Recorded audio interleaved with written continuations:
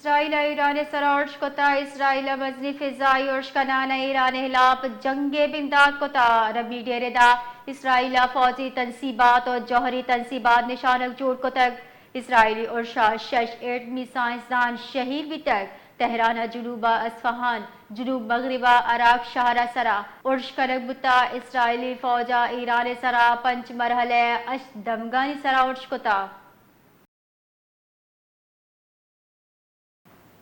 یہ وحدہ میں ہمراہ داری کنگے سینئر تجزیہ کار امتیاز گل صاحب بہت بہت شکریہ ہمیں جوائن کرنے کے لیے۔ جی امتیاز صاحب، یہ جو اسرائیل نے ایران پر جو حملے کیے ہیں اس حوالے سے آپ کیا کہیں گے؟ جی سب سے پہلے تو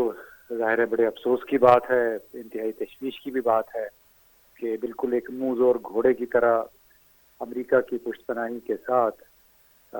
اسرائیل نے یہ حملہ کیا۔ پہلے اس نے انتباہ بھی کر دیا تھا، اور اس پہ افسوس کی بات یہ ہے کہ جتنے بڑے ممالک ہیں، برطانیہ، جرمنی، فرانس، ان سب نے صرف یہ کہنے پہ اکتفا کیا ہے کہ ہمیں اسرائیل نے اطلاع کر دی تھی ان حملوں کی۔ اور بنیادی اس میں ایک سوال یہ اٹھ رہا ہے کہ ایران نے ایسا آخر کیا کیا کہ جو اتنے وسیع پیمانے پہ اس نے حملے کیے، کم از کم 10 ٹاپ کے کمانڈرز، فوجی رہنماؤں کو اور سائنٹسٹ کو اس نے شہید کر دیا۔ تو ایسا لگتا ہے کہ اسرائیل کو، امریکہ کو اس علاقے میں ایران اپنی ایک بڑی رکاوٹ کے طور پہ نظر آتا ہے اپنے عزائم کو پورا کرنے کی راہ میں، اور اسی وجہ سے مسلسل ایران کو نشانہ بنایا ہوا ہے۔ حالانکہ اسرائیل کے اپنے پاس کوئی 400 کے قریب نیوکلیئر ہتھیار ہیں، ان کی کبھی انٹرنیشنل اٹامک انرجی ایجنسی نے اس کی وہاں پہ انسپیکشن نہیں کی، نہ ہی اس کی انسپیکشن کی اجازت دی ہے۔ Nuclear proliferation non proliferation treaty NPT پہ ایران نے دستخط بھی کیے ہوئے ہیں، جبکہ اسرائیل نے نہیں کیے ہوئے ہیں۔ اس کے باوجود تمام ممالک نے اس کو نشانے پہ رکھا ہوا ہے، اور اس کی ایک بڑی وجہ یہی معلوم ہوتی ہے کہ ایران کے چین کے ساتھ، روس کے ساتھ تعلقات ہیں وہ، اور یہ دونوں بڑے ممالک دراصل نشانہ ہیں امریکہ کا، اور امریکہ اسرائیل کو اس خطے میں اپنے پولیس مین کے طور پہ اپنے مفادات کی نگرانی کے لیے استعمال کر رہا ہے، اور اس کی جو anti China anti Russia policy ہے، اور اس سلسلے میں اسی کے تسلسل میں اب اسرائیل کو عملاً اجازت بھی دے دی امریکہ نے کہ آپ ایران پہ حملہ کر دیں، کیونکہ ڈونلڈ ٹرمپ نے یہ بھی کہا کہ اگر ایران نے کوئی جوابی کارروائی کی تو پھر امریکہ بھی اس جنگ میں شریک ہو جائے گا۔ تو جس سے ظاہر ہوتا ہے کہ دنیا میں انصاف نام کی کوئی چیز نہیں ہے، بلکہ اس کی لاٹھی اس کی بھینس کے تحت وہ اپنے مفادات کو پورا کرنے کے لیے کسی بھی ملک پہ چڑھائی کر سکتے ہیں۔ ایران کے جو ہے وہ بڑے بڑے فوجی جرنیل اور بڑے بڑے سائنسدان شہید ہوئے اس حملے میں، آپ کیا سمجھتے ہیں کہ ایران اس نقصان کو جو ہے وہ برداشت کر پائے گا؟ انہوں نے تمام ایرانی رہنماؤں نے اس عزم کا اظہار تو کیا ہے کہ وہ یقیناً اس کا جواب دیں گے، اور اسرائیل نے اپنی شامت کو آواز دی ہے، اور اس کو بھی ہم اسی درد سے، اسی تکلیف سے دوچار کریں گے جس درد اور تکلیف سے اس نے ایران کو دوچار کیا ہے۔ اب وہ کس حد تک اپنے وعدے پہ عمل کر پاتے ہیں یہ ابھی ہمیں نہیں معلوم، لیکن بہرحال پریشر تو ظاہر ہے بہت زیادہ ہوگا ایرانی قیادت پہ بدلہ لینے کا۔ بدلہ لیے بغیر بہت مشکل ہوگا، لیکن دوسری طرف یہ بھی ظاہر ہوتا ہے جس انداز میں ابھی خبریں آ رہی ہیں کہ ڈرون اسٹیشن باقاعدہ اسرائیل نے قائم کر رکھے تھے ایران کے اندر، اور انہی اسٹیشنز پہ جو موجود ڈرونز تھے ان کی مدد سے پھر اس طرح نشانہ بنایا گیا ہے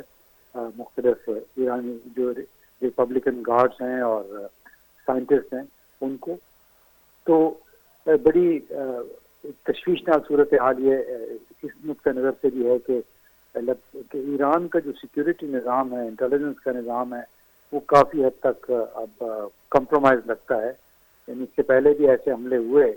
اسماعیل ہانیہ اور حزب اللہ کے حسن نصر اللہ کو جس طرح مارا گیا، اسماعیل ہانیہ تو خود ایران کے دورے پہ تھے۔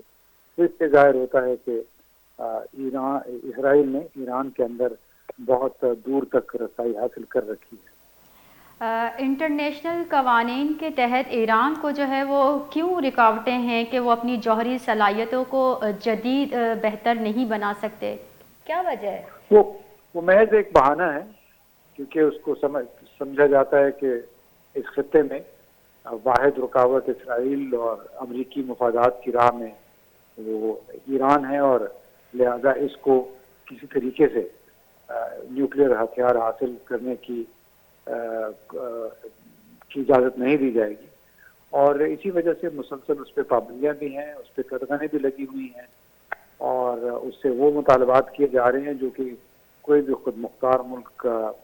نہیں قبول کرے گا۔ اور اس حوالے سے تو کچھ امریکی تجزیہ کاروں کا بھی کہنا ہے کہ اگر ایران کے پاس اتنی صلاحیت نہ ہوتی تو